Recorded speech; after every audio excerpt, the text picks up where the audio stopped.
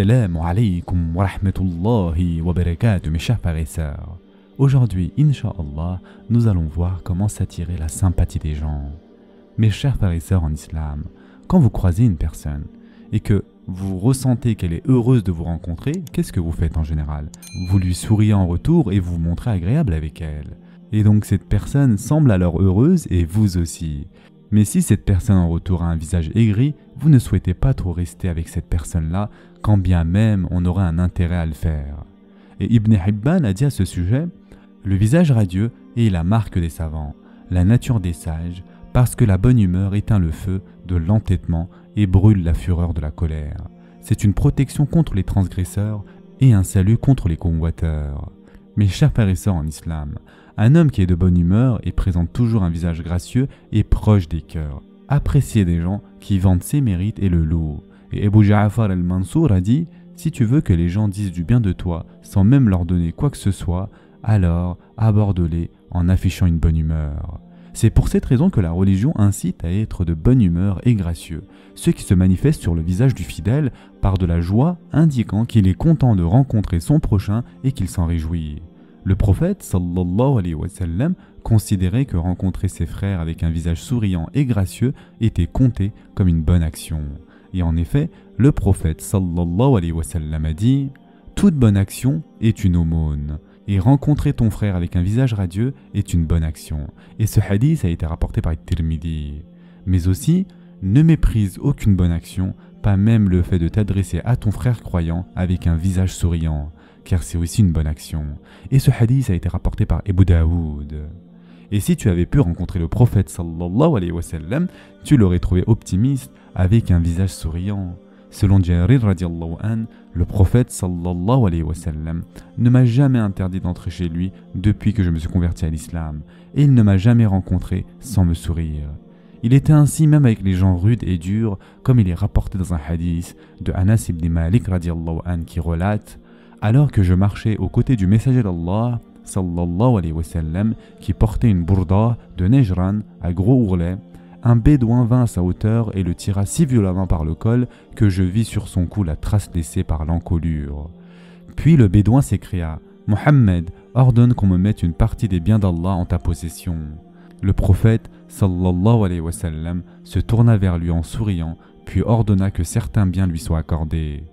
Et ceci a été rapporté par Bukhari et Muslim. On voit bien qu'il fit face à cette rudesse et cette dureté avec un visage radieux et le cœur léger avant d'ordonner qu'on lui remette des biens. Cette bonne humeur avec laquelle le musulman rencontre ses frères sème dans les cœurs de l'affection et de l'amour. Cela leur donne envie de le rencontrer et le fréquenter. Il ne fait aucun doute que nous ne pourrons pas nous attirer les faveurs de tout le monde en dépensant de nos biens, mais nous pouvons les gagner en retour grâce à un visage souriant, une bonne humeur et un bon comportement. Et en effet, le prophète sallallahu alayhi wa sallam a dit: vous ne pourrez pas satisfaire tout le monde avec vos biens, mais vous le pouvez en ayant un visage radieux et un bon comportement. Le besoin de présenter donc un visage radieux se fait davantage ressentir quand les gens nous sollicitent et nous demandent un service. En effet, un sage a dit: aie un visage radieux avec celui qui te demande un service. S'il ne te remercie pas, au moins il t'excusera. Ainsi était le prophète sallallahu alayhi wa sallam. Il ne relâchait jamais ses efforts au service des musulmans et comblait leurs besoins avec un visage radieux et le cœur léger. Il est le plus en droit de correspondre au vers entonné par ce poème. Ses mains sont si habituées à donner et à offrir, si elles se fermaient, ses doigts ne pourraient lui obéir. Si tu viens le voir plein de gaieté, c'est comme si tu lui avais donné ce que tu as demandé. Telle une mère, que tu viennes de tel ou tel côté, tu trouveras sur le rivage sa générosité. Et si dans la paume de sa main il n'avait que son âme, il en ferait largesse à qui la lui réclame. Celui qui le sollicite devrait craindre qu'on le blâme. Les savants et les vertueux, qu'Allah Azza wa Jalla leur fasse miséricorde, ont accordé une importance considérable à ce noble comportement. Ils ont encouragé les gens, et leurs conseils adressés aux musulmans en ce sens sont légion. L'imam El-Razali a dit: le pauvre ne sait pas que le scrupule religieux ne consiste pas à avoir un visage renfrogné ni à le couvrir de terre.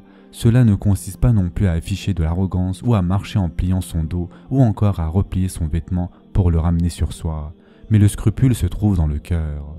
On a interrogé un bédouin au sujet de la générosité et il a dit « Avoir un visage radieux quand on croise les gens, être souriant quand on les fréquente, être tolérant pour ce qui est du comportement, donner de bons conseils pour ce qui est de nos actes, partager quand on est riche, consoler quand on est pauvre. » La religion encourage les fidèles à rencontrer les gens avec un visage radieux et souriant au point où le prophète sallallahu alayhi wa sallam a dit « Sourire à ton frère est une aumône ».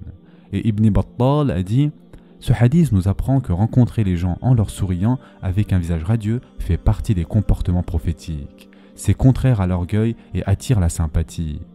Alors mes chers frères et sœurs en islam, soyez souriants, doux et abordez un visage radieux et non un visage aigri. Ce sera tout pour aujourd'hui. En attendant, prenez soin de vous mes chers frères et sœurs et à très prochainement, Inch'Allah.